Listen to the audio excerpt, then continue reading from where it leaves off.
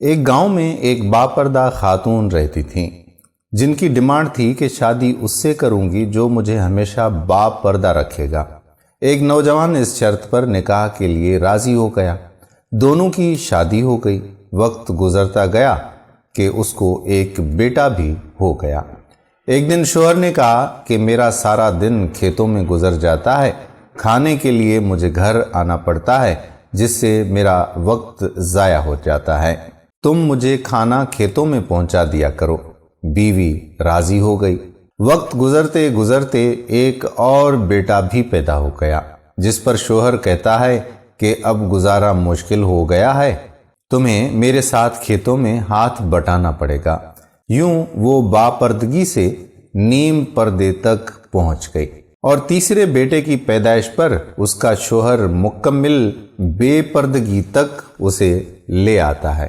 وقت گزرتا رہتا ہے یہاں تک کہ اولاد بھی جوان ہو جاتی ہے۔ ایک دن یوں ہی بیٹھے بیٹھے شوہر ہنسنے لگا۔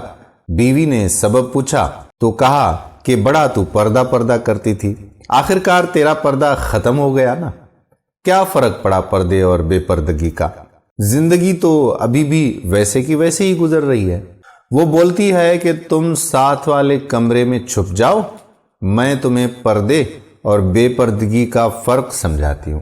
شوہر کمرے میں چھپ جاتا ہے، عورت اپنے بال بکھیرے رونا پیٹنا شروع کر دیتی ہے۔ پہلا بڑا بیٹا آتا ہے، رونے کا سبب پوچھتا ہے، کہتی ہے کہ تیرے باپ نے مارا ہے۔ بڑا بیٹا ماں کو سمجھاتا ہے کہ اگر مارا ہے تو کوئی بات نہیں ہے، وہ آپ سے محبت بھی تو اتنی کرتا ہے، آپ کا خیال بھی تو رکھتا ہے۔ وہ سمجھا بجھا کر چلا گیا۔ عورت پھر سے رونے کی ایکٹنگ شروع کر دیتی ہے اور منجلے بیٹے کو بلا کر بتاتی ہے کہ تیرے باپ نے مجھے مارا ہے۔ منجلے بیٹے کو غصہ آتا ہے، وہ باپ کو برا بھلا کہتے ہوئے ماں کو سمجھا بجھا کر چپ کروا کر چلا جاتا ہے۔ آخرکار عورت یہی ڈرامہ چھوٹے بیٹے کے سامنے بھی کرتی ہے۔ چھوٹا بیٹا تو غصے سے آگ بگولا ہو جاتا ہے اور زور زور سے گالیاں بکتے ہوئے ڈنڈا اٹھاتا ہے اور کہتا ہے کہ ابھی باپ کی خبر لیتا ہوں۔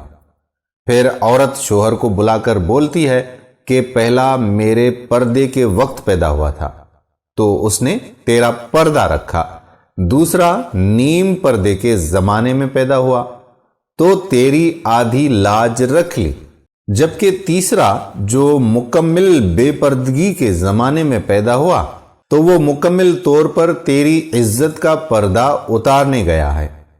پردہ عورت کا فطری تقاضا ہے جو خالق کا مرد و زن کی طرف سے قاعدہ بھی ہے۔ امید کرتے ہیں کہ آپ کو یہ چھوٹی سی کہانی ضرور پسند آئی ہوگی۔ آنے والی ویڈیو تک آپ کا میزبان قادر کلہوڑو آپ سے اجازت چاہتا ہے۔ اپنی دعاؤں میں رکھیے گا یاد۔ اللہ حافظ۔